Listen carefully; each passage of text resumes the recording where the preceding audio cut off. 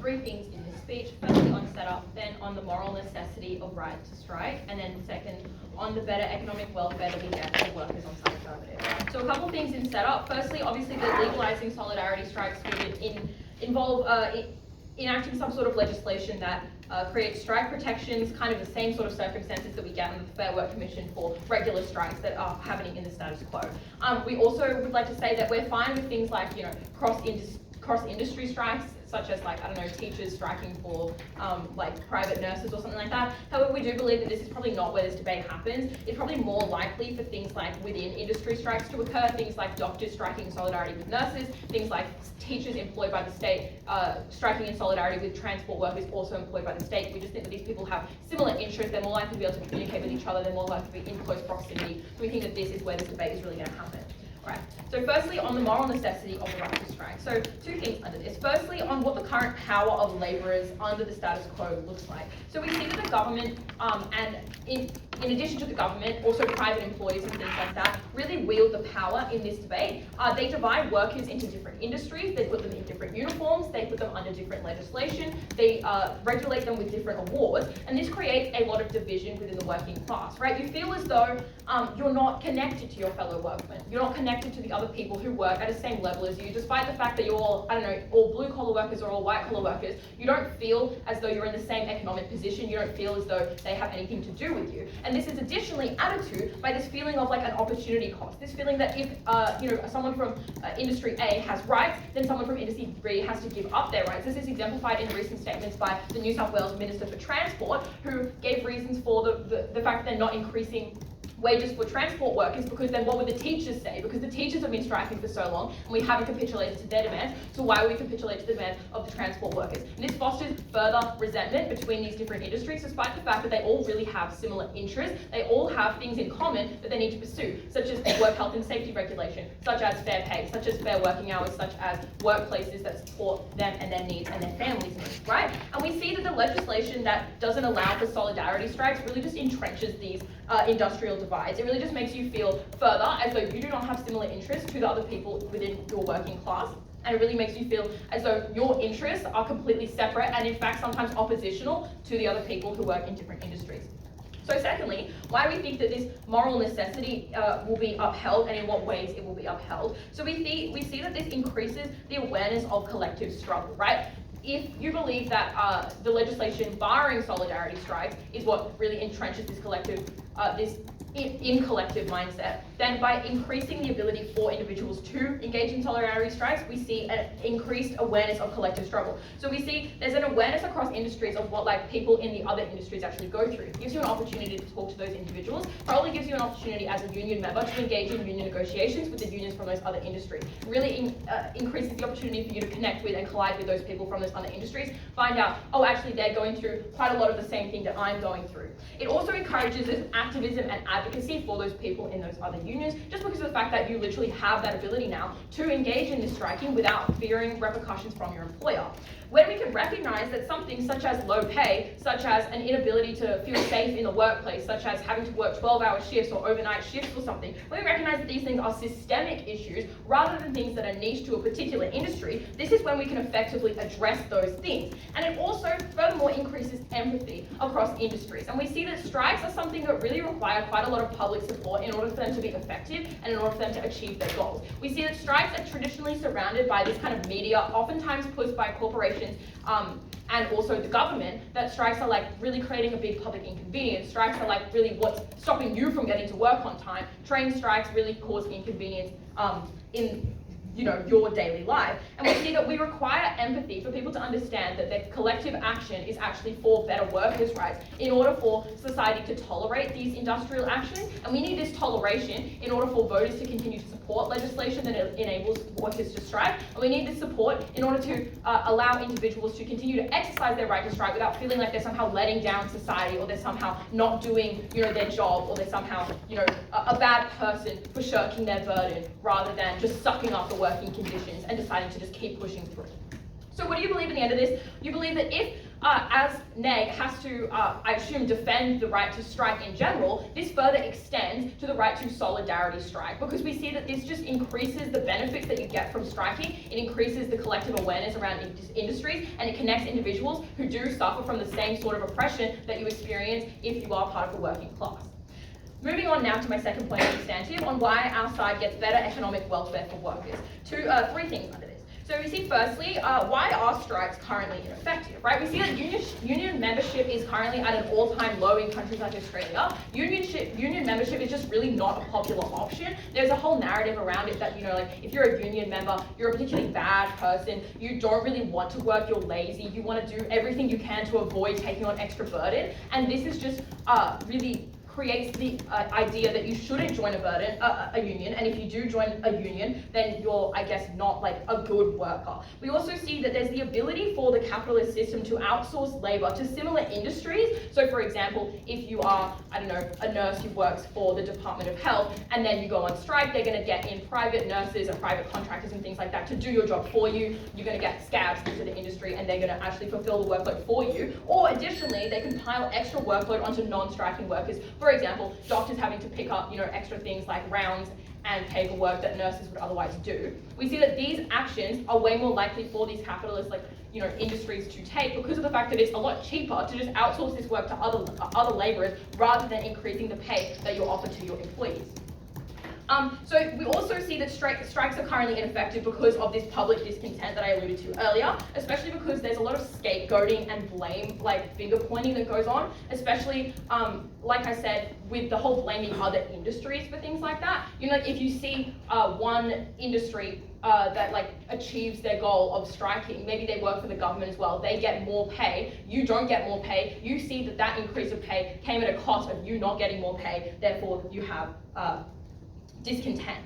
We also just generally see that these strikes are not effective. We just see that workers currently are living in a cost of living crisis. Workers do not have the ability to advocate for themselves without fearing for their jobs, without fearing for their employership. We see that workers are just unable to speak out and raise their voice in this way. So what do these solidarity strikes therefore look like? We see that they look like potentially quite large demonstrations. We see that they look like lots of industries, potentially 2 or more industries striking together. Like we said, they can be cross-industrial, but we perceive it's more likely for them to be connected in some way. Maybe they work in the same workplace but have different job descriptions. We see that these are very likely to engage in, as the name I'm sure will tell you, some sort of public disruption, some sort of public inconvenience. However, you should not weigh these arguments highly, because we see that the importance of having safe workplaces, of having economic benefits for workers is the most important thing in this debate, just because they are a trodden upon class. They are a class that experiences a lot of hardship, and they need, therefore, to have the ability to advocate for themselves and for other people in similar circumstances to themselves. We just in general see that joining these industries together means that there will be more effective strikes, because you remove the ability to find people to fill in for the strikers, you increase the economic pressure for employers to increase wages and offer more workplace protections, and you cut at the core of the capitalist system, and therefore you earn a larger scale of benefit, and therefore you should vote on that.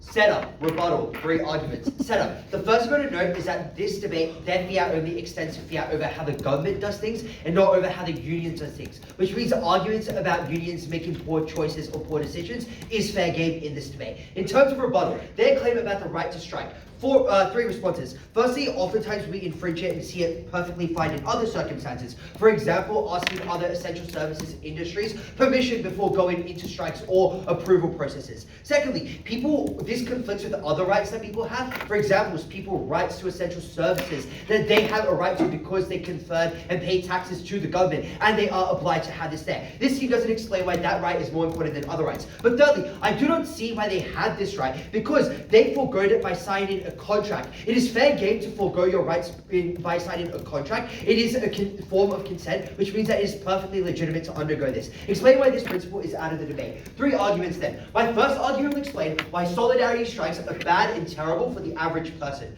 The first part of this argument will explain that essential services are places and sectors that are highly unionized. This is for two reasons. Firstly, oftentimes because there exist more people in these places, they have far more collective bargaining and far more of a power to form a union in the first place without being cracked down upon. As opposed to, like, making a union for a specific company like Starbucks or JB Hi-Fi or something like that. If it's a government sector with essential services, there are far more people working collectively under a department, meaning that there are more people that are able to make a union from the get-go. Secondly, governments are also very averse to cracking down upon unions because of the fact that they care about getting support from union lobbyists and the labor groups, labor activist groups and stuff like that, compared to corporations and private groups that have an overwhelming profit incentive, which explains why unionization is far more likely in these contexts. There's far less pushback. The second part of this argument will just explain that striking is bad in general. And this is very simple to explain. People have far less of an ability to access services.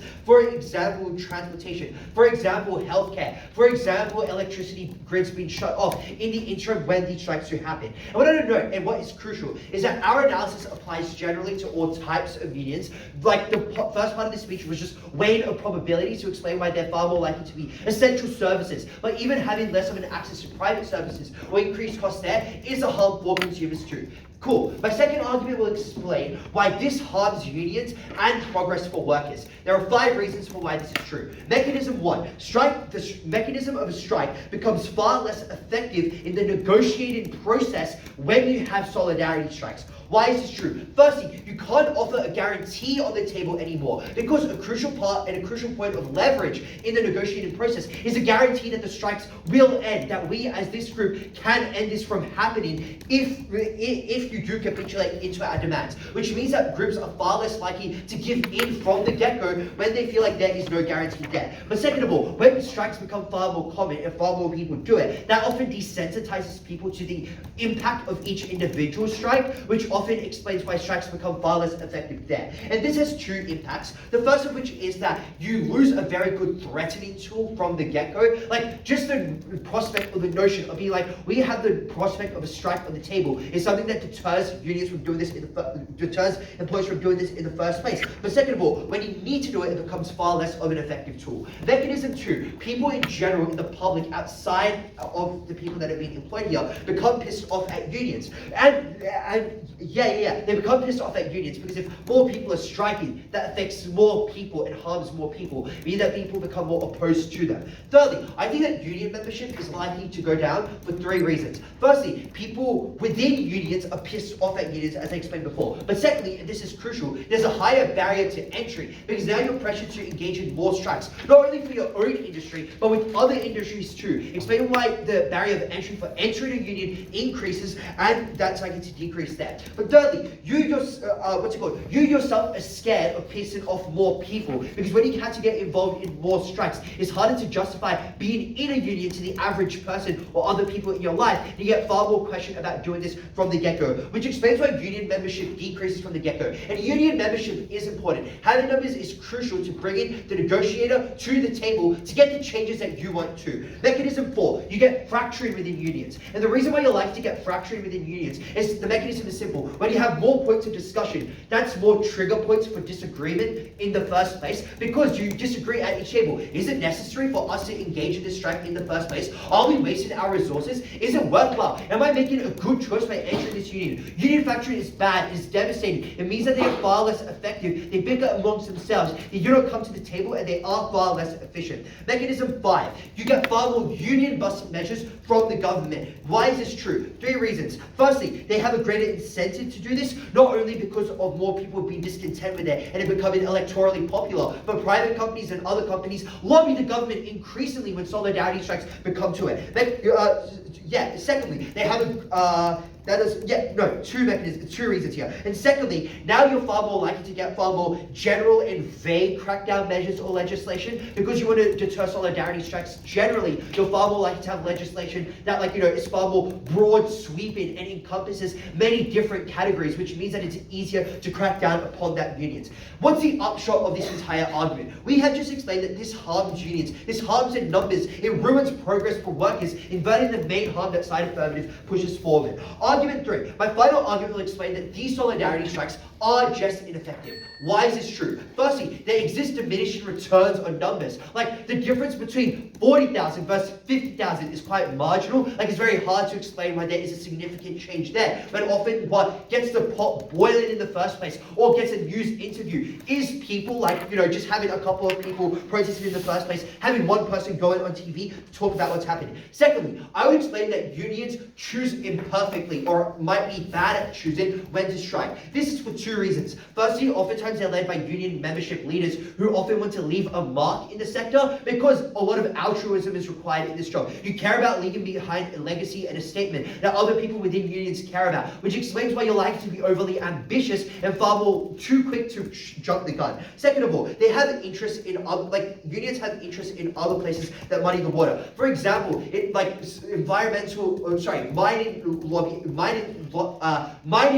mining unions might have an incentive to push against immigration because they want higher wages, whereas nursing sectors might push for immigration because it means that there's more people there, or businesses might push for immigration so they have more consumers on the market there.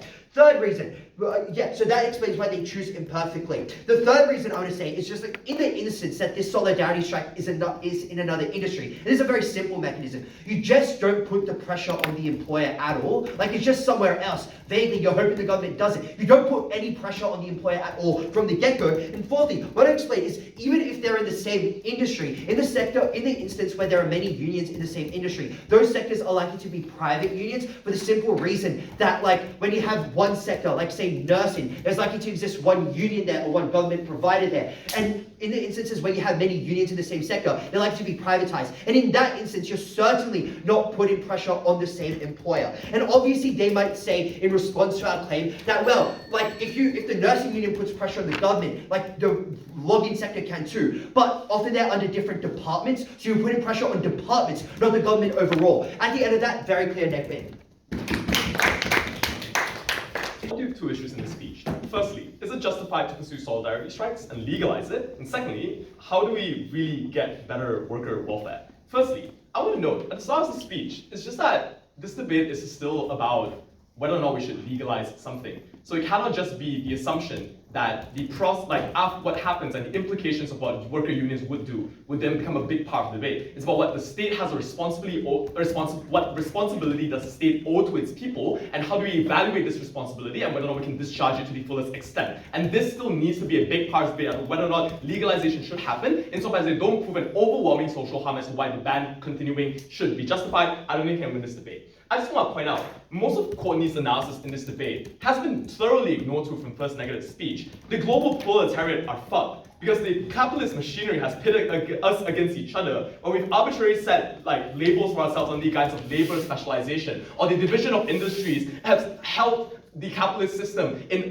helping these individuals overlook that problems are oftentimes collective, that lack of working hours, lack of overtime pay, that oftentimes underworked, overfucked individuals are cross-industrial and transnational problem that individuals are facing right now that has been manufactured by the global capitalist system that people have been divided over. So at the end of her speech, this material still stands. There is a moral necessity that we should still have solidarity strikes. And here's the impacting to this. It's the fact is that in the instance where there's state failure, the least the state could do is to allow for individuals themselves to make decisions that maximize their utility. Here's the intuition under this. The state has failed in protecting its workers. That's the reason why workers go on strike right now, because they do not have the capacity to negotiate against a strong capitalist company like Starbucks. In the instance where the state has failed, there needs to be other individuals who are capable of conducting these types of strikes or conducting industrial action that benefits the workers who are striking right now. The analogy here is that we also allow for individuals to fight for movements that they don't really are part of, like people who fight for the Free Palestine movement use a fair expression of freedom of speech. We also recognize the need for individuals who are probably oftentimes disenfranchised. The state has allowed for individuals from positions of privilege to also help them in this case. The analogy here is quite simple. It's the fact that if there is a another industry that you have worker unions that are way more solid and are willing to fight for your rights as another industry, I think we should naturally allow them to do so in the instance where the state has failed to protect these individuals under that.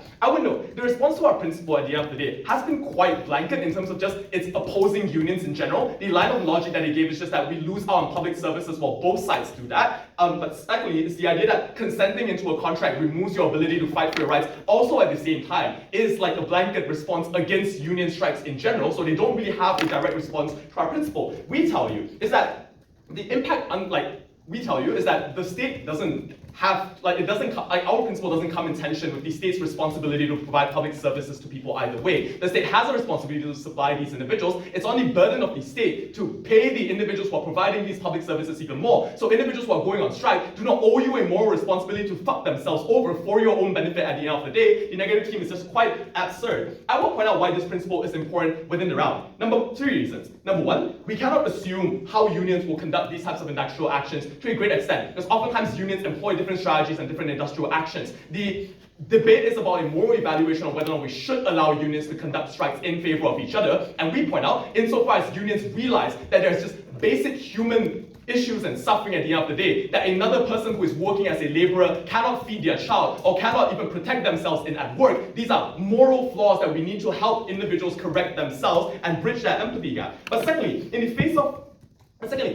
the face of an overwhelmingly large body like the capitalist system, the government needs to create and allow individuals to generate a greater response. So if a capitalist structure like Starbucks and like your Fortune 500 companies can union bust that easily, the easier it is for these companies to crack down on their own specific unions, the greater necessity it is for us to instill legislation in place for individuals to be able to help each other and pull each other out of those circumstances. But lastly, the impact is clear. Even if you believe that unions have some specific issues, we point out there are certain things that may be similar to each other, but unions are incapacitated from spreading that awareness. So overpaid working hours, underpaid extra working hours that Hollywood writers were facing were also a general issue that transport workers in New South Wales and nurses are also fighting for. The fact is that with the legalization of solidarity strikes, we allow for union members and union leaders to also use the same rhetoric, is that the problems that Hollywood writers are facing right now are similar to the issues that we are facing as well. We also need to stand up against it. It creates greater impetus as well for individuals to rise, because you realize that this is just a bigger issue than what your industry is facing. So in the instance where we're evaluating whether or not we're going to have strikes to begin with, I think our side gets it far better insofar as we realize that the rest of society is also out there to support you as well. I'm going to deal with the practical impacts that the negative team wants to have. They have two things here. The first is just that you lose out on leverage for your strikes, and secondly, it's just that you fracture unions. On the idea that leverage will end. Number one, unions generally have an incentive to cooperate with each other and collaborate. The reason for that is they realize that,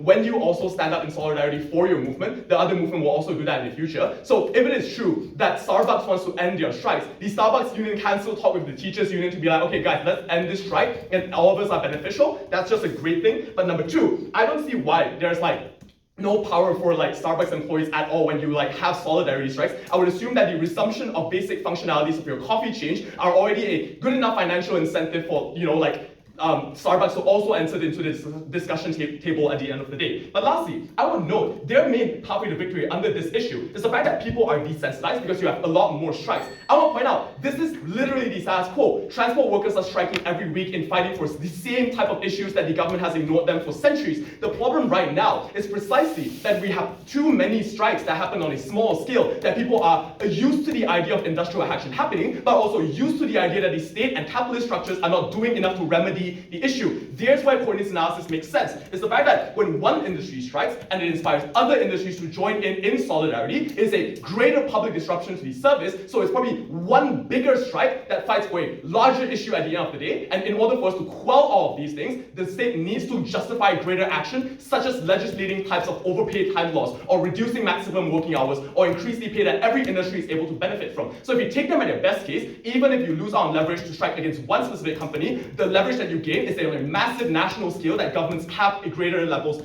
have greater incentives to change on our side. Secondly, the idea of fracturing unions. I have two responses. Number one, on the idea of membership. I would note that on both sides, individuals are already being faced, facing union membership in the face of union busting. I'll point out that people will still join unions for the basis that this is probably the only collective union that you're willing to fight for your rights for. So if the idea is that you want to secure your rights at the end of the day, the idea that the potential of you striking for another person probably will be quite minuscule. But secondly, I think there's just basic human empathy and also abilities for unions to also use same rhetoric. It's like, we are fighting for other people because these are problems that we might face in the future, and it's strategic for us to fight for them so that they can fight for us in the future as well. I think these are narratives that you can still use. Secondly, I want to talk about union infighting. I think this is just inexclusive because as we point out, the problems that unions face are oftentimes not exclusive to industries. So ideas of lower working hours and underpaid overtime laws might still affect and still be a worry for other people who are not striking right now. So this will always raise a point of discussion.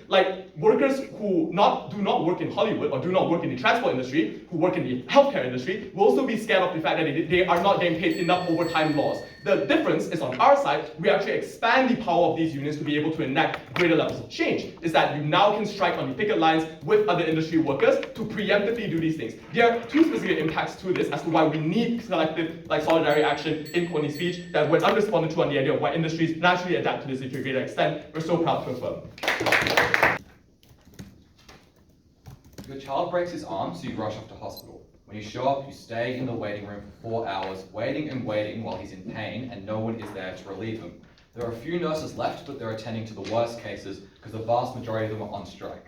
As you eventually wait, and you wait, and you wait, you get in and you realize they were on strike because the transport workers that were getting paid $120,000 want an extra 10K. I would say that you ask yourself, if you're this person, how sympathetic are you to these actors? And I say you're relatively unsympathetic. They're not striking for themselves. They're striking for people who are relatively well off in the status quo, and they give you direct harms. Even if you were a bit annoyed on our side about not being the transport, I'd say you're just far more annoyed when it impacts more parts of your life. This team never dealt with how much that annoyed you. I have a few things to speak. First, we'll punt the principle. Second, we'll go on the impacts on why more strikes is bad. And then last, we'll go on workers. So let's start by punting the principle. They say you have a principled right to strike. I'd say that they don't explain why this right exists. The right exists because you have a right to protect yourself from your worker, from your workplace. When your employer is not the one who is striking against, you're striking against a different employer, or striking for someone else. The extension of your right to self-defense, which is not the way they make it, the way they should make it, does not exist in this case. And I think that argument just ends up going out. I also think that the government has an obligation to fulfill their duties of providing medical care, and that Abrar explains to you. And it's unclear how this team weighs between the two of them, so even if they do give you some weighing a third, it's relatively unclear. Principle punted. Let's next go on explaining how more strikes impacts people's daily lives. We explain it's impacting things like accessing critical services. And whilst accessing services might seem like a small harm, I'd say it's incredibly important for people. It's things like waiting in hospital waiting rooms for longer hours of time. It's things like not being able to get out of the city when you really need to leave because the public transport is not there for you. It's things like not having your garbage taken away and you get the moldy fest that comes in front of your house and makes you worse off. There are so many different ways that the public service makes people's lives better, and by preventing them from accessing them, I think it just does end up harming people. It impacts them on a daily life in a way that's incredibly important. Why are we able to weigh this in a way that's not just a small tiebreaker but quite important? I think the first way is it just makes the rest of their argument less believable. Because when it does things like impact people's daily lives, annoy them because they don't get to access services, that means they're likely to crush down the unions rather than the employer of the government. They don't explain what the mechanism is to crush down on the employer rather than just the unions that are doing it. But secondly, rather than say this team doesn't actually ever prove that unions are necessarily a good thing. Many unions are bad, so this doesn't mean that they get benefits. They have different interests. Some of them are pro-immigration, some of them are anti-immigration. There are some unions that are quite corrupt. Unclear why that's actually a benefit. I think it's clearer why this is a clear substantive benefit. Like if this team just going to end up helping the CFMEU. The third way is I would say that they're imprecise on what the actual change is. Like what is the precision between all the unions are this powerful and then they're this powerful? I have actually no idea what this team is trying to go for their change. Our change is far more precise. It is things like we have less people being able to access hospital services when they need it. That is a certain and precise way to be able to weigh the debate. It's unclear for you to be able to explain comprehensively what the actual change on this team is. I'm not sure that they even know. That explains that we are able to get impacts from more people, impacts that they care about more, that are more than just a tiebreaker. But we never had to break a tie because I think we were able to prove we were better than workers. And the simple reason for that is for a strike to be able to work, you have to get a guarantee to the person that you're striking against that you are able to end that strike, and that is just far less likely when you're going to strike for someone else. When the education workers will say, I will end my strike if you increase my wage, why would the employer believe that? You're going to go and strike for the healthcare workers. When the Starbucks workers are going to end their strike and say higher wage, why would you ever believe that if they're going to start striking for the Amazon workers? Like it's unclear that the strike mechanism is able ever able to be helpful. And that's important because it underpins every way a union works. When they threaten that they're going to do strikes in other ways, that's underpinned by how believable it is that the strike is going to be advantageous. Maybe they say, oh, well, that's bad because the employer would never give in. Yes, it is, because then neither side is able to get a benefit on their side. At least the workers get paid and the services get delivered on time on our side.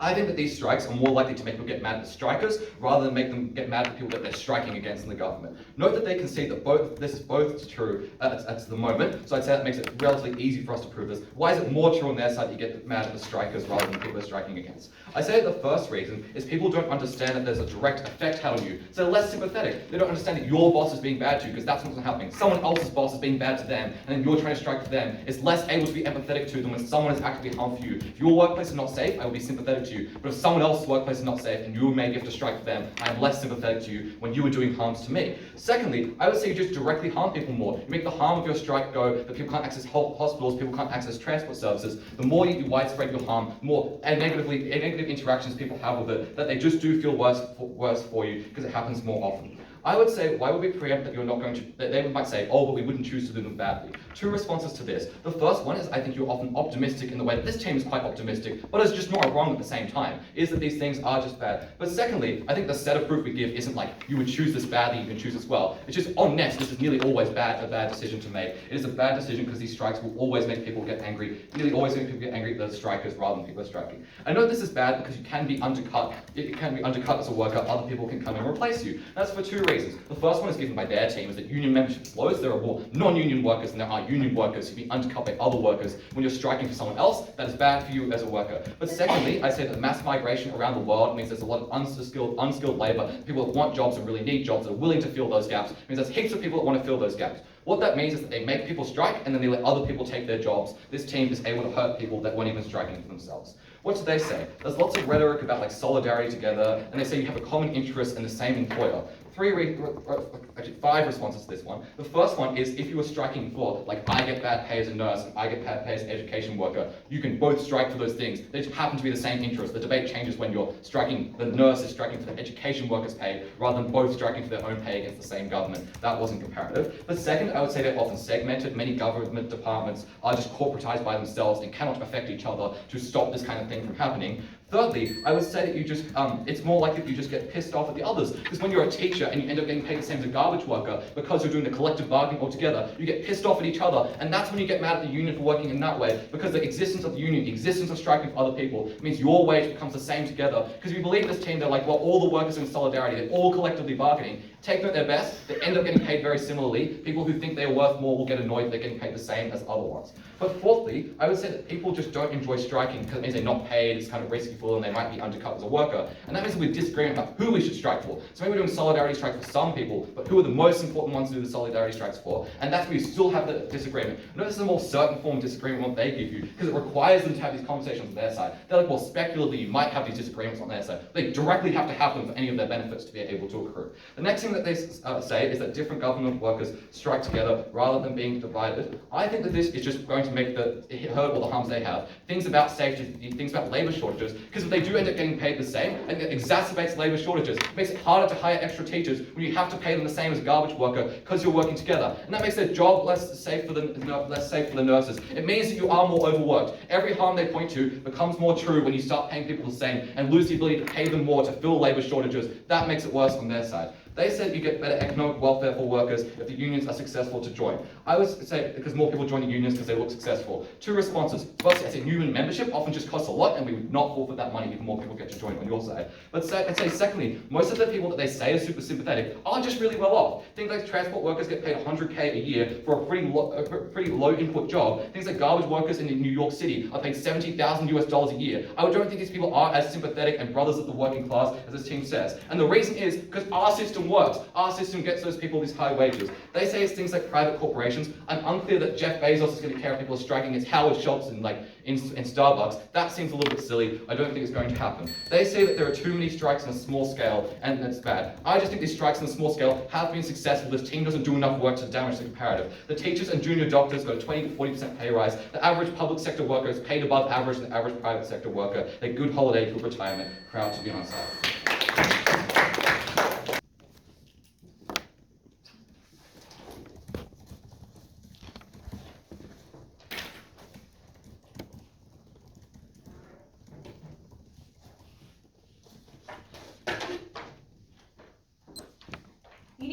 not strike for fun. Strikes are stigmatized, they can change job prospects, and workers often care about social utility. Strikes happen when workers' rights are persecuted, which they often are in the status quo. We protect such rights and we create solidarity among workers.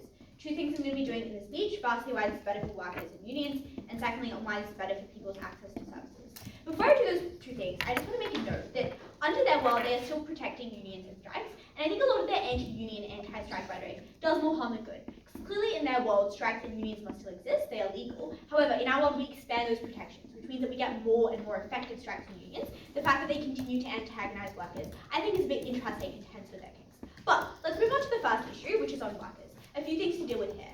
Firstly is the claim that union buying decreases. And I think this is kind of two-pronged. The first is to say that now people hate unions more, and the second is to say that now people don't buy into unions as much, like for instance, they don't join it.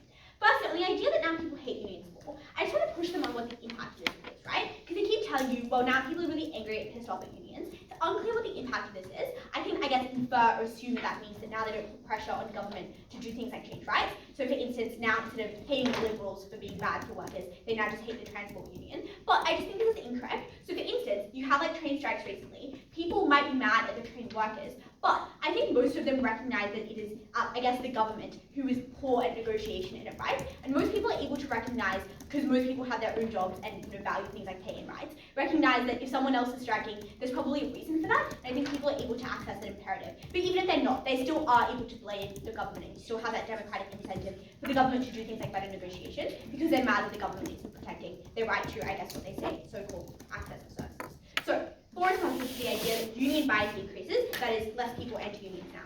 Firstly, people are more sympathetic to unions because note that many of the customers of some industries are also workers of other industries, which is to say that now this gives a signaling effect that you have more solidarity with other workers, and that means that you work more and better together. Your unions communicate more, which means that you now have more sympathy when a strike happens because you are, working with them, but are also a customer of their industry. Secondly, lots of people opt out of unions because they are toothless, not because they think they do too much, which I think is just to say that we can actually flip what they're saying about how people don't enter unions because they see them as too extreme. Because I think it's actually just the opposite. The reason people don't enter unions is because worker rights are so bad right now, because they see that their rights and their pay are so bad, and they don't see the union doing enough about it. That's just because there aren't enough strikes. There aren't enough strikes that are widespread, and aren't enough strikes that are actually effective. Which means that if you're able to have more strikes and more strikes across industries that are more effective and have more of a bargaining chip for the government, that means that you are more likely to enter a union because you actually see them as not toothless and as effective.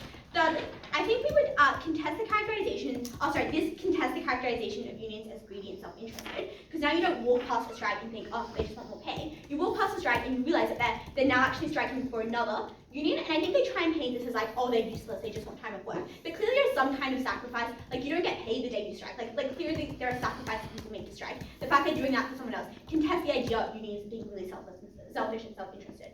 Finally, even if this happens, we're happy, because we think even if union membership decreases, more unions strike, which means the numbers together are strong, because you can have more people across unions versus maybe one union with less people. I think this is fine, we're happy to come that.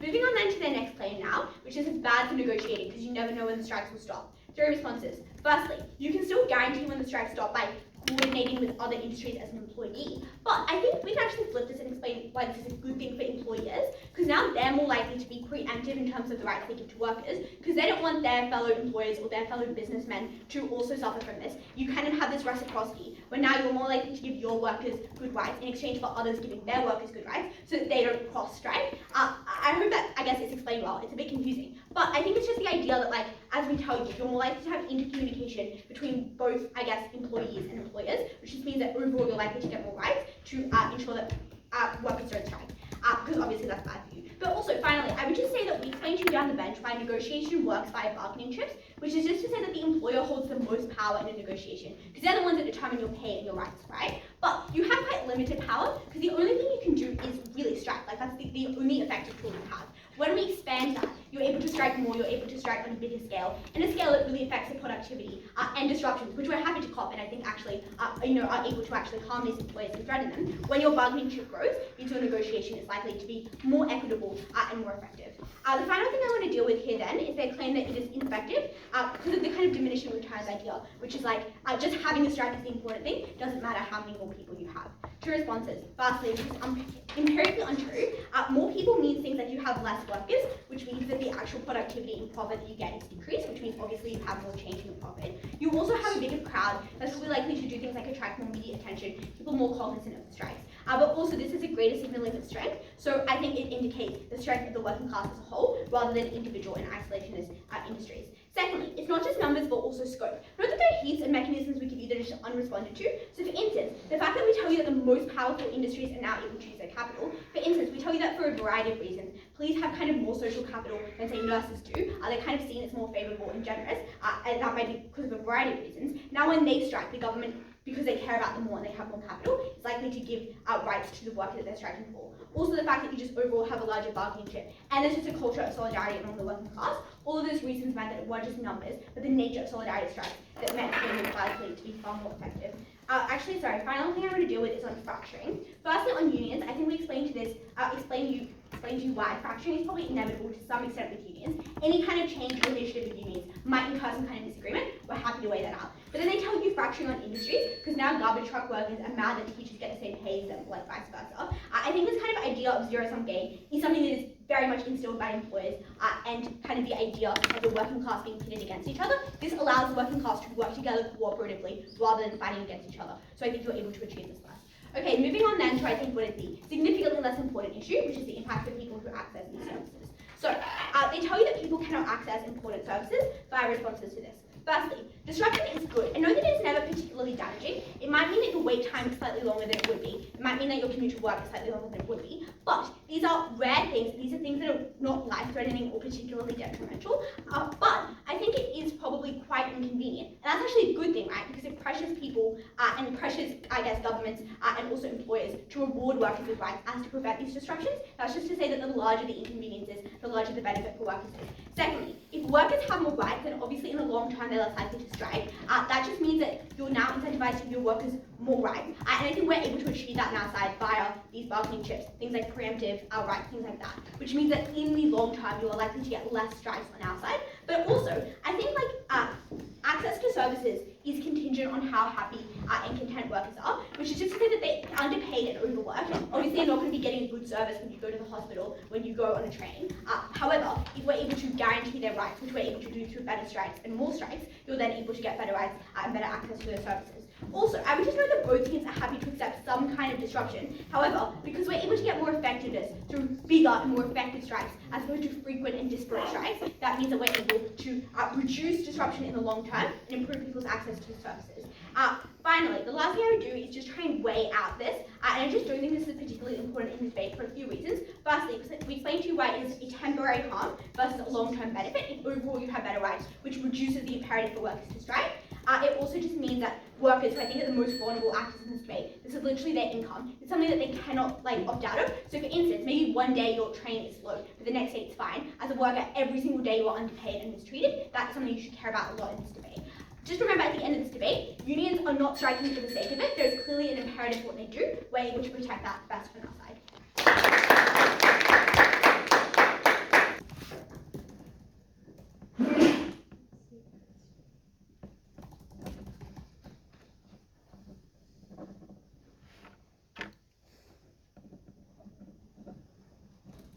The first question I'm going to ask in this debate is on the impact of strikes on the public. And the reason I'm starting here is because I think it is the clearest and most certain impact in this debate. If you believe this impact, I think clearly in this debate.